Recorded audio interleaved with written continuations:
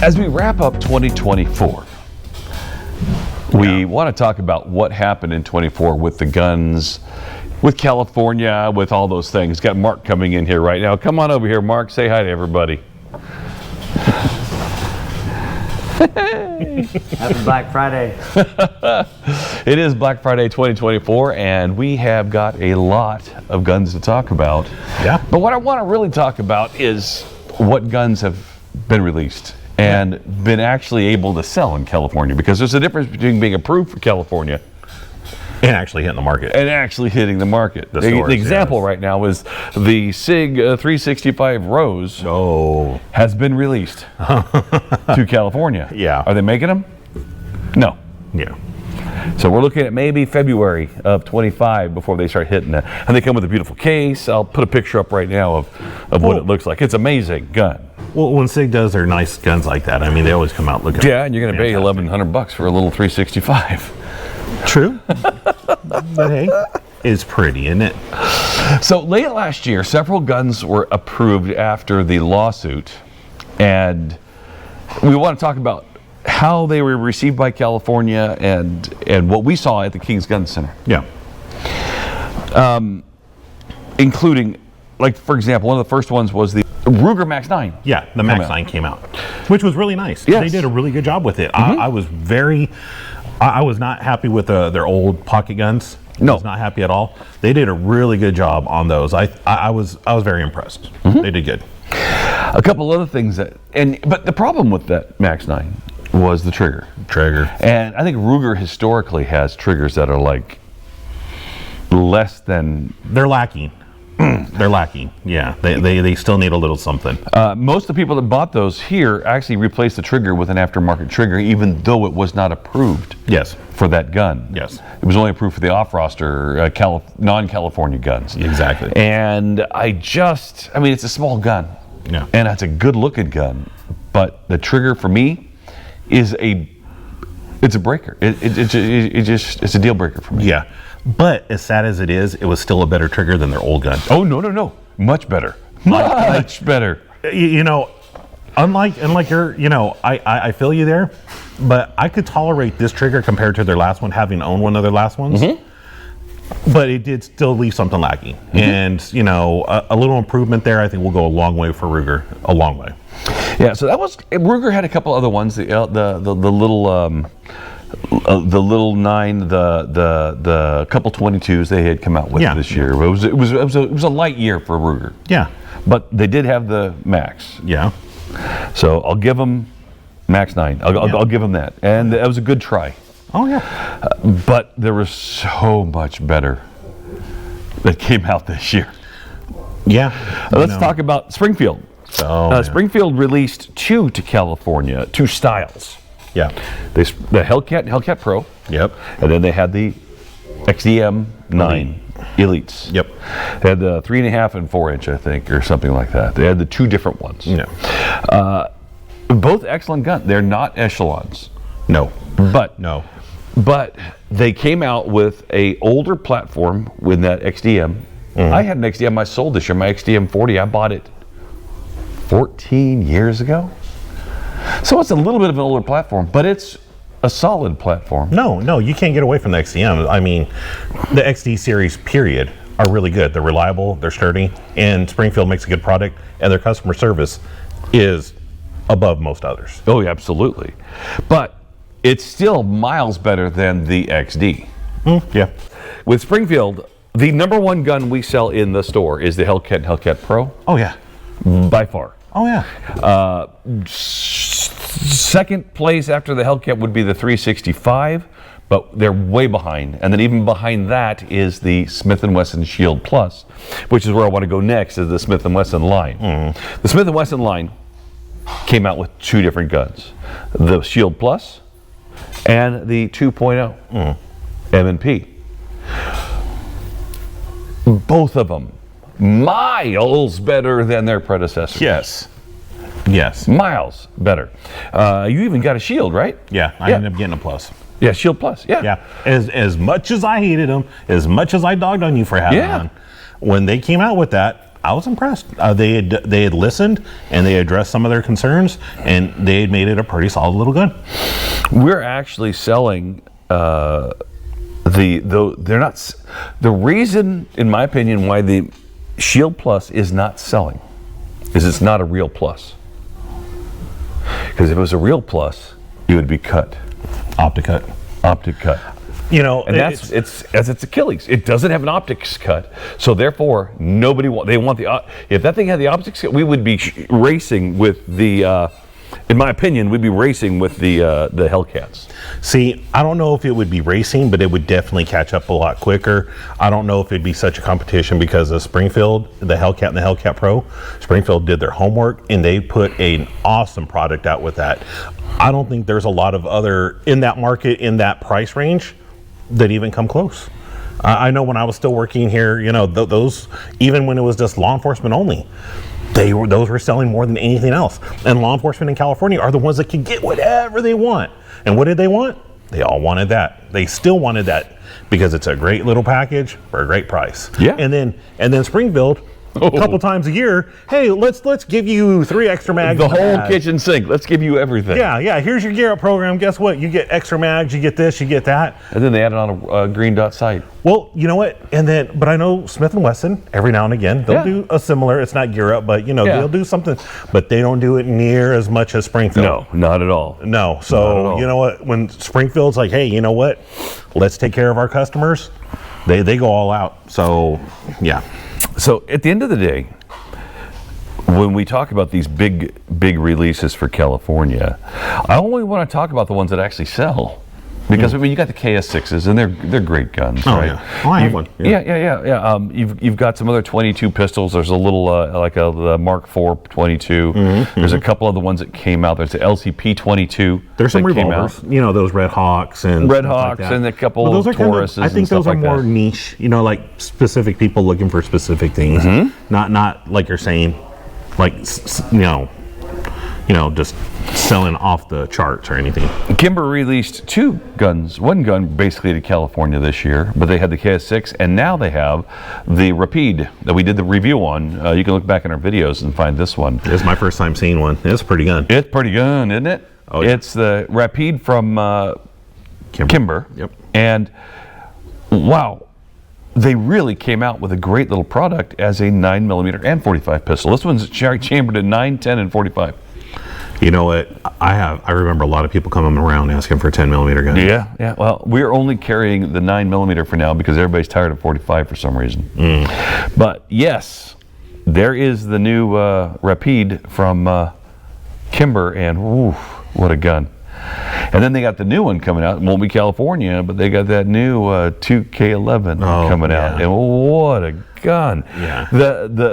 I think we're seeing what we're now is that next level of gun making in our industry. It's starting to happen right now. Well, and if you release a gun without an optics cut, then I mean, this one here is different. But if you release a striker fire gun without an optic cut, then you may as well just... Why bother? Why bother? Yeah. Serious. You know what? And for me, I still have mixed feelings about optic cut on my pistol. I'm still a little indifferent to that. But in truth, I think what a lot of people want is that option, just to be able to have that option. And I'm not saying put an optic on every gun. I'm saying put a plate there, and if you want it, you don't have to send this out and get milled or buy another $300, $400, $500 slide. Exactly. So, being that Springfield's heard that, they put it on there. Not on the XDMs. Well, that's an older series. But you see what I'm saying? Yeah. If you're going to release a gun to California, especially a striker fire, make sure it has the optics cut on it. It'll sell much, much, much better than one that doesn't have that. Exactly. Let's talk about Sig Sauer. Last year in September, the M18 came out.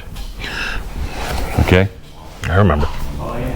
320 M18. And then come January, the 365 finally landed in California. Yeah. And we were all excited, and we sold like 3 or 4 right when they first came out, but then they would look at the Hellcat $200. They actually lowered the price on the 365s because of the Hellcat. They have to. That's what Springfield does. Springfield looks at the market and says, okay, that's our competitor. Guess what? We're going to give you a little something extra, and we're going to knock at least $50 off that price. Yeah. They're awesome about that. Their marketing team is just phenomenal. They know what they're doing, and they get it. They get it. And they did something that Springfield didn't do with the Hellcats. They made the trigger control groups modular on the 365s and on the M18s. Yeah. Now on the Echelon, yes, it's modular, but not on the Hellcats. Yeah. So there's a little difference There there. is. Now, I myself was not a big fan of the Hellcat. I mean, of the 365. feel and grip of the 365. But if you want to spend another $200, $300, $400 and put a new trigger, a new grip module on it, and those things, all of a sudden you go, wow. See, but that's just it. You're already spending $200, $300 more, and now you're $200, $300 more. Drop. Yeah. So, in my opinion, I think it's neat, and I think it's a nice option, just like having an optics cut. But at the end of the day, I look at those kind of guns. Those guns are meant for a purpose. Those guns are meant for, concealed carry. Yeah. And as a concealed carry gun, I'm not trying to drop $1,000 or more. No, I want something I get good it. and reliable at about $700, $750. And, because if something goes sideways and I have to use it, and if I have to use it, I'm not going to see it for a while.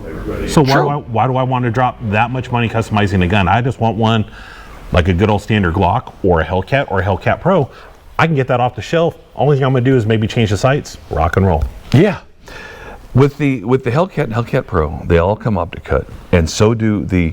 Oh, and thank goodness that SIG didn't combine the rear sight with the optic cut. Oh, yeah. For the 365s. Yeah.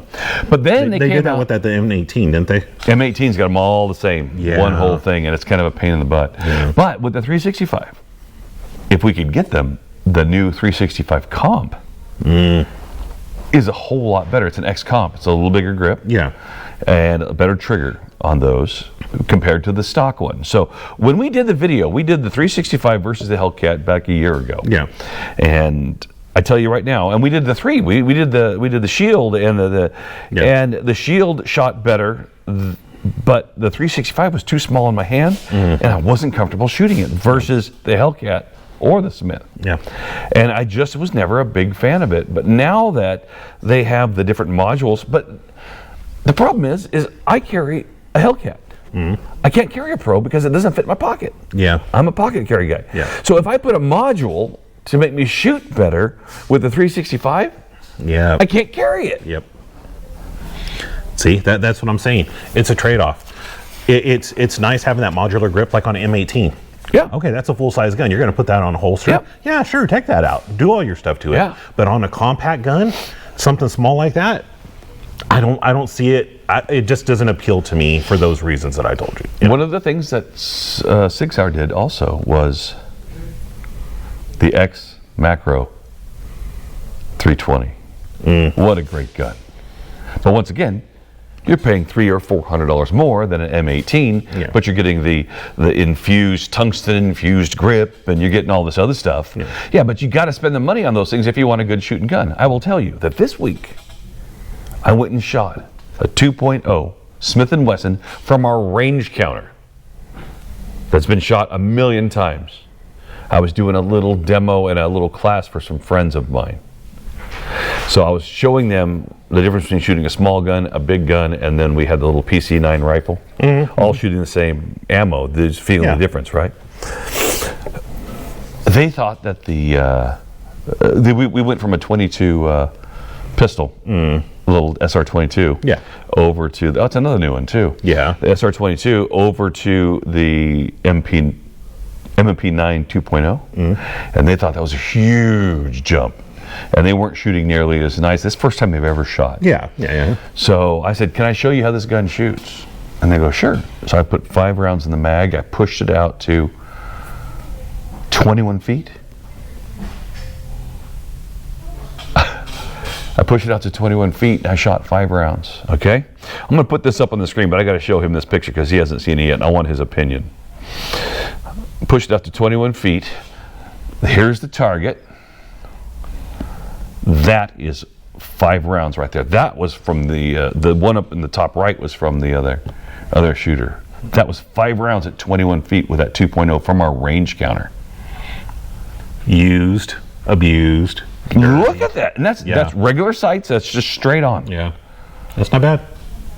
I can't complain. No. But that's something that you have to remember when it comes to these guns. If the trigger is great, everything falls in line after that. You know, one thing that I like to talk about when I do some of my classes, stance is good, you know, grip is good and all that kind of stuff. But at the end of the day, a lot of it is that, you know, it is that. And if you have a good trigger and you have a steady, smooth pull right there, I mean, I could stand, you saw the Olympics, you got people, you know, one arm, you know, they're not standing in a traditional stance. No. And they're doing all the stuff that they're doing. So stance, yeah, it's kind of important, especially if you're newer and you're learning. But at the end of the day, it's that trigger pull and it's that trigger. When I was shooting that gun, the first one went right down the pipe. I'm like, all right, make that hole bigger, make that hole bigger, make that hole bigger. And by the 4th round, I said, man, if I fly one right now, I'm going to be so pissed off, you know? And then the 5th one went through, I went, yeah! It's always that way when you're in front of a group of people doing demos. Like, here, let me show you, and you know, I'm supposed to be teaching you, and then it's like, oh, there's a flyer. You know what? We've pretty much went over most of the models that came in. It was been a great year. No, not a great year. It's been a very good year for bringing new guns into California. Well, it's happening. It's happening. So it's hopefully nice to see that. And there are some on the horizon that just got released, that just got added this year. Or actually within the last couple months. They haven't actually seen the market yet, but I'm anticipating. I'm looking forward to some of these. So, to wrap up, let's talk about what's coming in 2025 so far now. Yeah. We talked about the Rose. 365 Rose is coming. It's been released by California, but it's not been made yet. Yeah. So we're looking for that one. LCP Max 380. Looks like it has the same trigger as the Max 9. Yeah. So we'll see how that goes with the Max 9 That's trigger. going to be concerning. Another one people are looking forward to, the HK VP9s. So, and they've got 4 of them here. So that's fantastic that they're doing that, because remember, we lost the USPs off the roster. What was it, like almost 2 years ago? Yep. We lost those, and that was one of the only things that H&K had left on the roster other than their P2000s. Yeah. You know, and a lot of people were like, I don't really care much for those, but they really wanted HK because HK does make a good quality product. Yeah. So I think it's fantastic that HK said, you know what, let's go ahead and give California some love, and they're giving those VP9s. I've heard good things about it. I'm looking forward to trying one of those. HK is priced in that Sig Sauer range. Oh yeah. I mean, to me, you know, getting great for the price is what I like to you know, like with that Smith & Wesson MP. I could not believe how I shot it, but the price is reasonable. You know, it's what, $590, yeah, $629, whatever it is. Yeah. Let's just hope we can keep the price around reasonable on those. We talked about the Rose, and then MC9 from Canik. I am very interested. I have wanted to get my hands on a Canik for purchase for me. Yeah. Not a small one, because this is a small one. Yeah. And believe it, Canik, thank you for at least giving us that. But please give us a full-size version, because I have heard such great things from people. We have a lot of military personnel that come through that come with these, and they will not part with them whatsoever. Yeah. And I tell you what, I've been really wanting to get one. Sure. Because everyone talks. They're fantastic, they're good, they're reliable. Sure. And then Canik, you know, when they sell something too, you get a great package. Yeah. They give you extra mags, they give you a good case, they give you a holster sometimes. I would love to get my hands on a full-size Canik. So glad that we're getting something. Hopefully next year Canik will hook us up with a little love and get us a full-size. But hey, you know what? I'm not being greedy. Thank you for that. Yeah.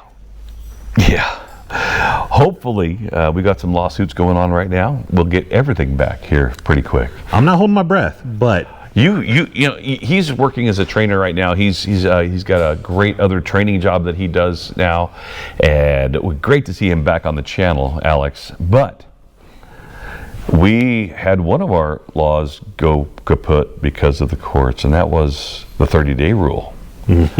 Talk about sell some guns. We've got Chris over here that's selling 4, 5, 6 guns to people at a time. You know, I would have given him a run for his money if I was there. I prided myself. There were certain packages, like, you know, with remember the PC carbines when we didn't have the rifle, you could buy as many rifles as you wanted. Sure. When I was selling so many Glocks with a PC carbine, because that was a great combo. Mm-hmm. That was a fantastic combo. So I would have loved to be around for that. But you know what? More power to Chris. I know he's gonna, you know, knock it out of the park. And as 2025 approaches and the new guns start coming out, and when they start coming in here, we will get them shot, get them done. We're working on doing one on the new rifle from Smith & Wesson. Oh yes, the response. As soon as I get one back in, I'll let you know, and we'll come in and we'll do that video. Oh, very interested in that. Yeah, it's going to be a really, really, really good video coming up. But at the same time, we've got to wrap this thing up. Thank you for coming along. Make sure you like and subscribe down below. And please comment if there's something about the guns that we talked about that either you like or don't like. Let me know down there, and we can actually have a discussion on that. For Alex, I'm Todd, and thank you for watching Reviews It.